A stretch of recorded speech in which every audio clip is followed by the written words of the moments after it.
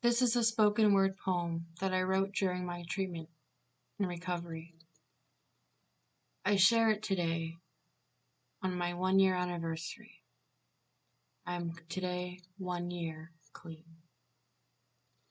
It is titled A Road to Recovery, A Possible Journey. This poem is for the lost and found, who've been tossed around, who've been crossed by their loved ones, who've decided to get up and stand their ground, who have chosen to make their heart the strongest muscle they've got, who want to begin anew with a clean slate.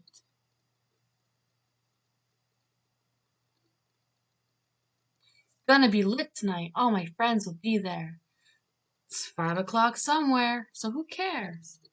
I finally fit in, I feel free to be me. The pain is gone, I found a relief. It's my free will, my responsibility. I don't care about genetic history. I'm okay, it's fine. Stop judging me so quickly. I need to escape this hell-bent life. Leave me alone to forget my pain and strife. It's better than the alternative. Yeah, I know, to a certain degree. Besides, it's not that bad. It's not a catastrophe.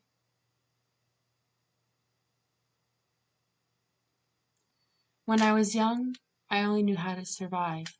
I didn't have the sophistication to cope with my life's trials, twists, and turns. So instead I looked for every which way to escape, orbit out of my mind, float spacebound in numbness, detached and depersonalized. Maybe for you it was that tingle down your spine, the knowing sensation in the back of your mind, the instant feel better, follow the leader, or try to be a trendsetter, playing pretend with a desire to just wanting to fit in. It became the easiest way. It worked so perfectly that anxiety vanished and the depression and loneliness perished. Or maybe you wanted an exit from your reality you were currently in, a form of escape from the crap you've been through, wanting to calm yourself, protect yourself, embalm yourself, hide yourself from the pain, a release from your problems, from the things you couldn't handle, paralyzing the emotions that were too overwhelming to deal with, to stop your thoughts from spinning, to close the door behind where all the chaos and commotion remained hidden. Maybe it was your personal locksmith. Or perhaps it was a mix of all or little of the previously mentioned that was enough to entice, and in desperation wanting relief, we all turned to what cost us the highest price, simply because it felt nice. This was our demise, telling ourselves it wouldn't hurt to try, to step away from the dull colors caging us in, believing that eventually we would be our own lies. We tried to keep living life blinded to the reality that the objective evidence would suggest. Because everything feels all right, and no one really knows what we did last night. We didn't know we had become obsessed. For many loved ones in our lives, they may never have guessed.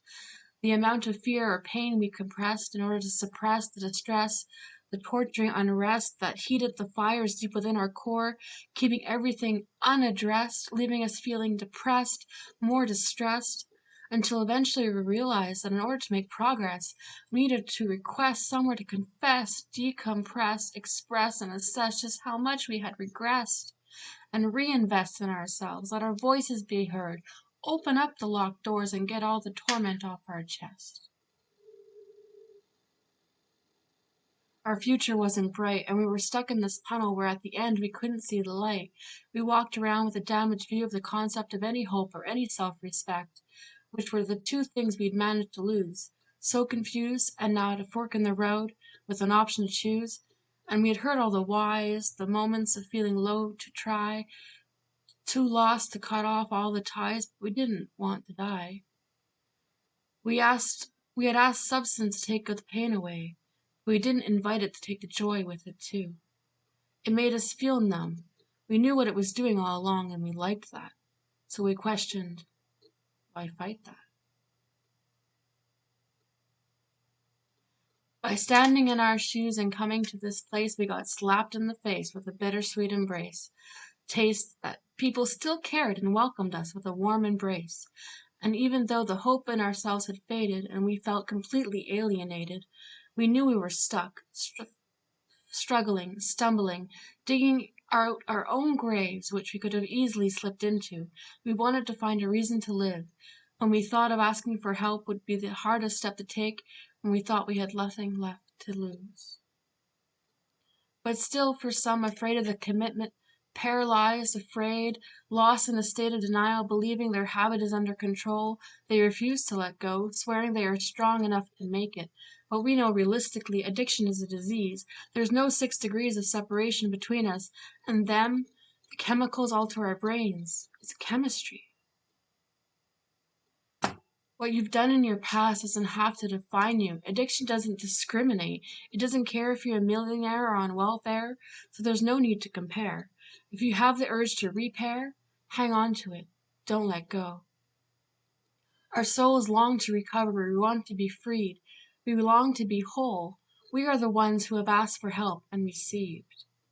This place opened the door for us to come through, to remember our dreams, to believe in our goals, to rediscover who we really are and our souls, replacing our feelings of emptiness and dangerous sinkholes, starting with letting go of control, with hard work and digging deep inside and filling out the homework in our binders and our cubbyholes.